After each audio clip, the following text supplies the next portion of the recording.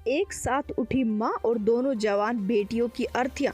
बिना बाप की बेटियों से कोई नहीं करना चाहता था शादी। नमस्कार दोस्तों, स्वागत है आप सभी का एक बार फिर से। बड़ी वारदात निकलकर सामने आ रही है अलीगढ़ से। अलीगढ़ में जहां पर एक महिला जिसका नाम नगीना बताया जा रहा है वह रहा करती थी। उसकी दो बेटियां थी, एक का नाम बन्नो और छोटे का नाम पाकी बताया जा रहा है। बड़ी की उम्र करीबन 29 साल और एक लड़की की उम्र करीबन 26 साल बताई जा रही है। दरअसल बता दें कि नगीना 55 साल की थी। उसके पति खलील की काफ़ी साल पहले मौत हो चुकी थी। वह अपनी बेटियों के पालन पोषण के लिए जाया करती थी, दिहाड़ी मजदूरी किया करती थी। उसकी बेटियां भी दूसरों के घर पर कामकाज किया करती थी। देखते ही देखते पूरे घर का बाहर नगीना पर जिस समय पर आता है वह काफ़ी दबाव महसूस करने लगती है। इतना ज़्यादा दबाव महसूस करने लगती है कि उसे चिंता सताती, और जिस समय पर उसे चिंता सताती 55 साल की महिला शराब का सेवन किया करती थी। पर वह शराब का सेवन करके कभी भी अपनी बेटियों के साथ में लड़ाई झगड़े नहीं किया करती थी, क्योंकि उसे पता था कि उसकी बेटियों का उनके अलावा इस दुनिया में कोई भी नहीं है। महिला काफ़ी शांतिपूर्वक व्यवहार से रहा करती थी। देखते ही देखते महिला के नशे की वजह से घर में और ज़्यादा आर्थिक तंगी आने लगी। पहले से ही पैसे कम आ रहे थे, ऊपर से लड़कियों की शादी की उम्र हो रही थी।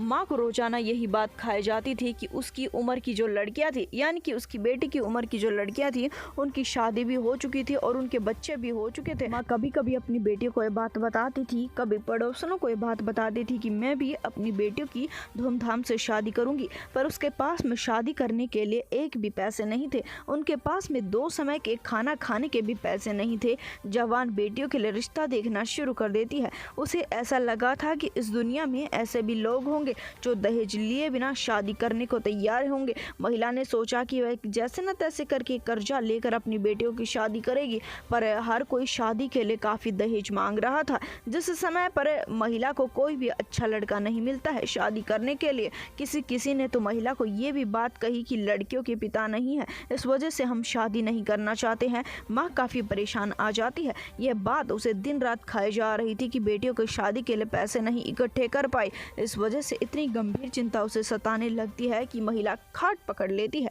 चारपाई पर लेटी रहा करती थी, दिन रात सोचती रहा करती थी कि क्या होगा आगे, जिसके चलते वह बीमार रहना शुरू कर देती है। उसके लीवर में कुछ इन्फेक्शन बताता है। डॉक्टर उसे आराम करने के लिए कहता है। महिला चारपाई पर लेटी रहा करती, आराम करती रहा करती, पर मन की गंभीर चिंता कहाँ जाने वाली थी।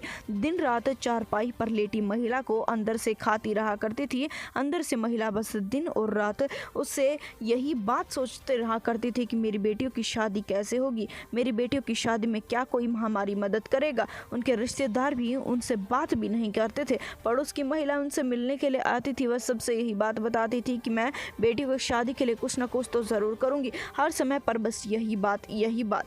फिर आता है एक ऐसा दिन, उनके घर में एक काल का दिन। आज शाम की बात है और बेटियां आती हैं काम काज करके। माँ ने अपनी दोनों बेटियों के लिए खाना बना रखा था, परोस भी रखा था, और माँ कहती है कि खाना खा लो। माँ खाना खाने से मना कर देती है और कहती है कि तुम्हारे बाद खाना खाऊंगी, जिसके चलते दोनों लड़कियां खाना तो ज़रूर खाती हैं। उन्होंने नहीं सोचा था सपने में भी कि माँ उन्हें ये आखिरी खाना अपने हाथ से खिला रही है। माँ ने उस खाने में जहर मिला दिया था।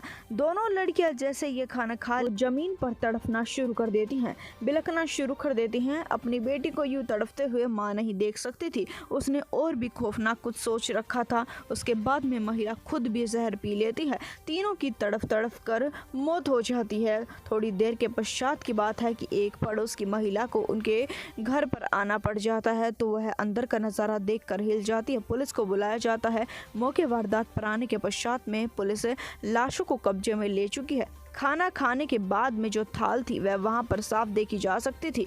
उसको भी फोरेंसिक टीम लेकर गई है। एक पुड़िया में अजीब सा पदार्थ मिला है, उसको भी जांच के लिए भिजवा दिया है। अभी तक के अनुसार पुलिस ने यही जानकारी दी है। इस मामले के बारे में आप जो कहना चाहते हैं कमेंट सेक्शन में ज़रूर बताएं। इस वीडियो को ज़्यादा से ज़्यादा शेयर करें। हम आपसे मिलेंगे एक बार फिर से। धन्यवाद।